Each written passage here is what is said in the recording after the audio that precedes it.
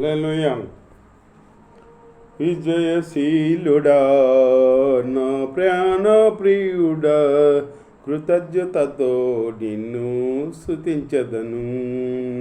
నా యేసయ్యా నిన్ను వేడుకొనగా, నా కార్యములన్నీయు సఫలము చేసితివి. నా యేసయ్యా నిన్ను వేడుకొనగా, నా కార్యములన్నీ సఫలము చేసితివి. విజయశీలుడా నా ప్రాణ ప్రియుడా, కృతజ్ఞతతో నిన్ను స్తుతించెదను. అలసిన సమయమున నా ప్రాణములు త్రాణ పుట్టించినావు.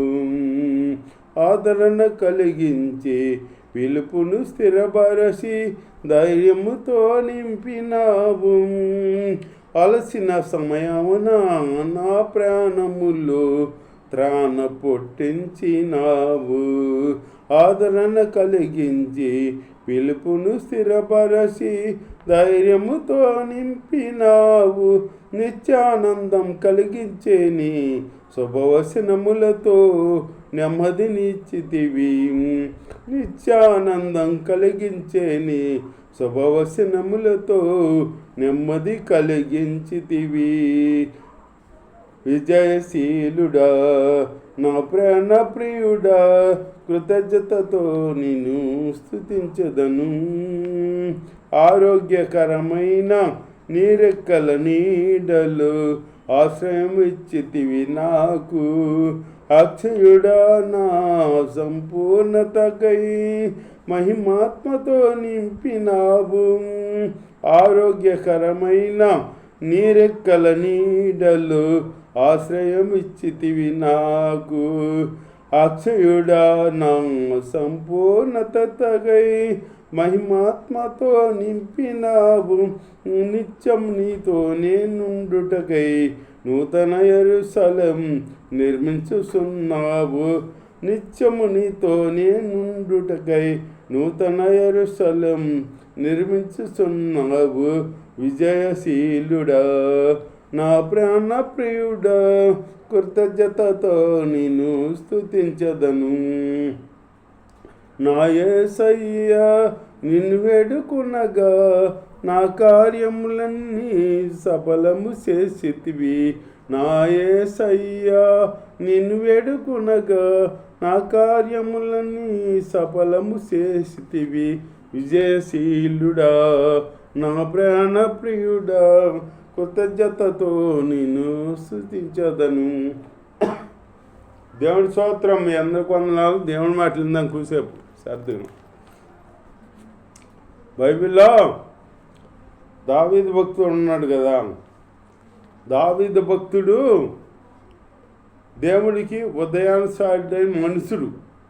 దావీదు దేవుడే సాక్షి చెప్పాడు, నా హృదయానుసారుడైన మనుషుడు దావీది అని చెప్పాడు మాట.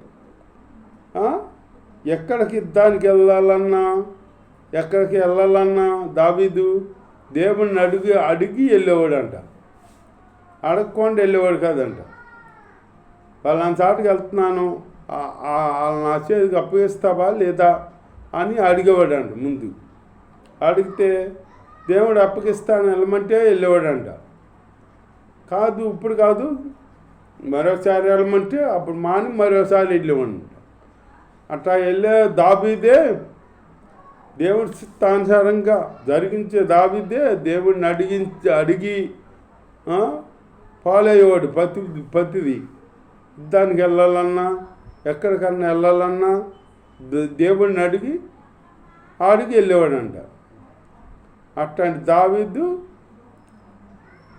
ఒకసారి ఇశ్రాయేలు పెద్దల్ని లెక్కిస్తాకి సాతాను దావీదుకి ప్రేరేపించిందంట. ఇక్కడ ఇదిగో 1వ దినవృత్తాంతాలో 21వ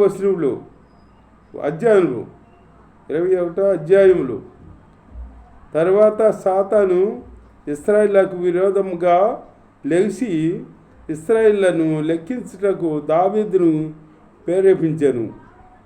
దావీదును ప్రేరేపించిందంట. ప్రేరేపింపగా దావీదు యోవాబునకు జనుల యొక్క అధిపతులను మీరు వెళ్ళి లెక్కించమన్నాడనమాట. అక్కడికి యోవాబు చెబుతానన్నాడు. యోవాబు అంటే సైన్యంలో ఒక అధిపతి. చెబుతుంటే దావీదు వెళ్ళి సైన్యం లెక్కించి అందరూ ఉన్నారో యుద్ధం చేసేవాళ్ళు, కత్తి దూసి దుయ్యగలవాడు, కట్టుకం పట్టుకున్న వాళ్ళు ఎందరు ఉన్నారో లెక్కించమని దావీదు చెప్పాడు యోవాబుకి. అప్పుడు చూస్తే లెక్కిస్తే ఇశ్రాయేలు అందరిలో కత్తి దుయ్యవారు 11 లక్షల మందియు, యోధావారిలో కత్తి దుయ్యవారు 4,70,000 మంది. 70,000 మంది సంఖ్య వచ్చిరి.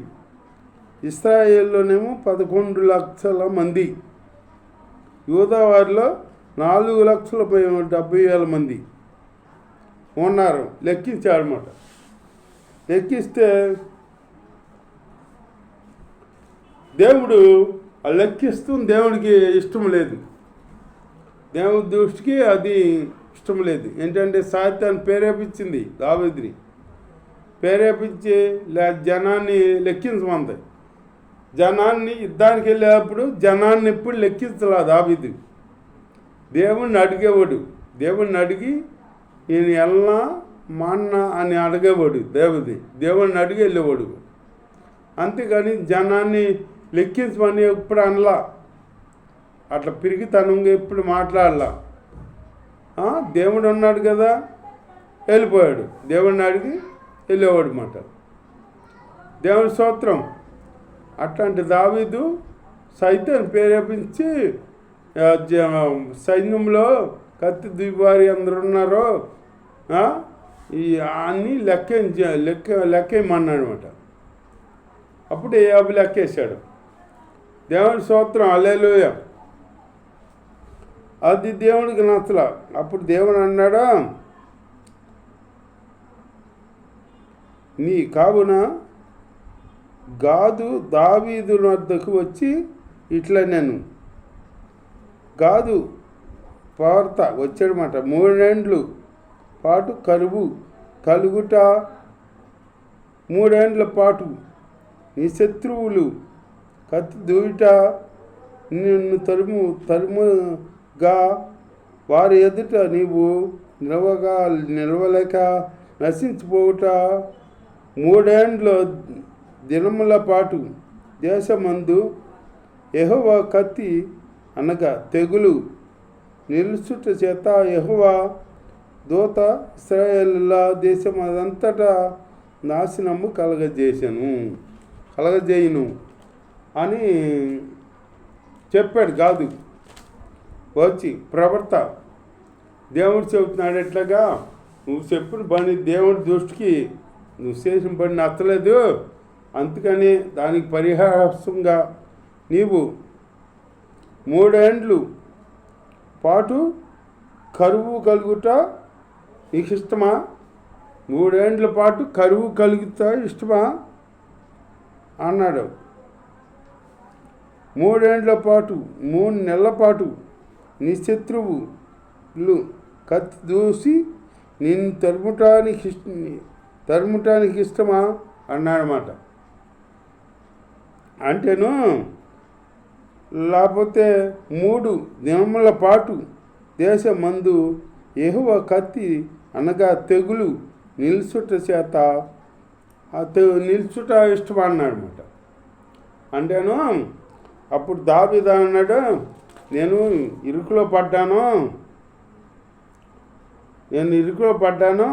నేను తప్పు అని చేశాను అని అందుకు దావీదు నేను మిక్కిలి ఇరుకులో పడి చిక్కు ఉన్నాను. యెహోవా మహాకృపగలవాడు, నేను మనుషుల చేతిలో పడక ఆయన చేతిలోనే పడుదును గాక. మనుషుల చేతిలో పడక ఆయన చేతిలోనే పడుదును గాక అంటున్నాడు మాట దావీదు. దేవుని స్తోత్రం. హల్లెలూయ. పడుదును గాక అని గాదుతో అనెను. కావున యెహోవా ఇశ్రాయేలు మీదకి తెగులు పంపగా ఇశ్రాయేలులలో 70,000 మంది చచ్చిరి. తెగులు పంపించాడు దేవుడు. పంపిస్తే 70,000 మంది చచ్చిపోయాడు. అప్పుడు చచ్చిపోయారు ఇశ్రాయేల్లో ప్రజల్లో. అప్పుడు దేవుడు ఒక దూతను పంపాను. అతడు నాశనము చేయబోతుండగా యెహోవా చూసి ఆ చెట్టు విషయమై సంతాపం ఉంది, నాశనము చేయు దూతతో సాలును, ఇప్పుడు నీ చెయ్యి ఆపుమని సెలవిచ్చాను. దేవుడే ఆపమని సెలవిచ్చాడు. మళ్ళీ నశించిపోవటం ఇష్టం లేక నువ్వు దూతతో చెప్పాడు మాట, నువ్వు నాశనం చేయటం ఆపు అని చెప్పాడు మాట దేవుడు. దేవుని స్తోత్రం అని చెప్పేటప్పటికి ఇప్పుడు నీ చెయ్యి సాపుమని సెలవిగా ఆ దూత మోబిసీయుడైన వర్మాన్ కళ్ళము నద్ద నిల్చను. దావీదు కన్నులెత్తి చూడగా భూమాకాశముల మధ్యను నిలుచుచు వారదీసిన కత్తి చేతబట్టుకొని దానిని యెరూషలేం మీద సాపిన యెహోవా దూత కనబడాను. యెహోవా ఖడ్గమించుకున్న యెహోవా దూత కనబడిందంట దావీదు చూడగా. యెహోవా దూత వస్తే అసలు ఏ నాశనం దూత వచ్చిందంటే అసలు 1,000 మందిని చంపేద్దమాట. అట్లాగే ఒకసారి హిజ్కియా రాజు విషయంలో సన్హెరీబు రాజు ఉత్తరం రాసి పంపాడన్నమాట. ఏంటి, నీ దేశాన్ని నేను జయిస్తానా, అన్ని దేశాలు జయించుకొస్తాను, నీ దేశం కాదు జయిస్తానా అని అన్నాడన్నమాట. నీ చిన్న దేశం నాకు ఇంకా దానితో అంత ఇదేమి లేదు, నేను జయిస్తానా అని అంటే అప్పుడు ఆ ఉత్తరం తీసుకెళ్ళి హిజ్కియా ఏం చేసాడు, ఎవరికి చెప్పకుండా ఆ దేవుడి సన్నిధికి వెళ్ళాడు. యెహోవా సన్నిధికి వెళ్ళి అది ఉత్తరం పరిచి అక్కడ ప్రార్థన చేశాడు అనమాట. ప్రార్థన చేస్తే అప్పుడు ప్రార్థన అయితే ఆ రాత్రి దేవుడు ప్రార్థన ఆలకించి, హిజ్కియా రాజు ప్రార్థన ఆలకించి ఒక దూతను పంపించాడనమాట. ఒక దూతను పంపిస్తే ఆ దూత 1,85,000 మందిని హతమార్చింది మాట, చంపేసింది. దూత వస్తే అంత మంది చనిపోతారన్నమాట ఒక దూత. అట్లాగే దూత యెహోవా దూత వస్తే బోల్ ఇదైపోద్ది, నాశనం అయిపోద్ది.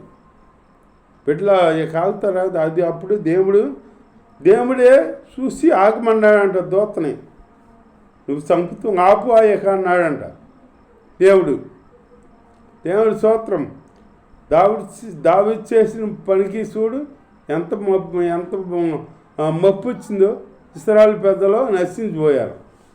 ఇశ్రాయేలు పెద్దలు 70,000 మంది నశించిపోయారంట. 70,000 మంది చచ్చారంట. దావీదు చేసిన పనికి ఇశ్రాయేలు పెద్దలు నశించిపోయారు. వాళ్ళు దావీదు అన్నాడు అప్పుడు, దేవుని స్తోత్రం, హల్లెలూయా. దేవునితో మనవి చేశాను,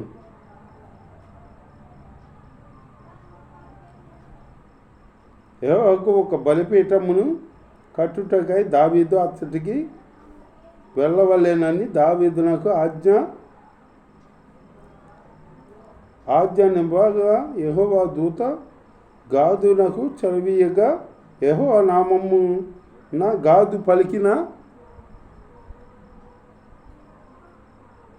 ఇప్పుడు కాదు అంటే యెహోవా ప్రవక్త మాట, ప్రవక్త వచ్చి చెప్పాడన్నమాట దావీదుకి. దావీదు చేసిన తప్పు గురించి ఇశ్రాయేలు పెద్దలు అక్కడ నాశనం అయిపోయారన్నమాట. అలాంటి తప్పు మనం చేయకూడదు. దావీదు కాడ దేవుడు ఉదయించాడైనా కానీ దావీదు సాతానికి లొంగిపోయాడు, సాతాను పట్టేసింది. అట్లాగే దేవుడి బిడ్డలనే ఆత్మీయులు కూడా పడుతుంది సైతానికి మనము చోటు కొడతాం.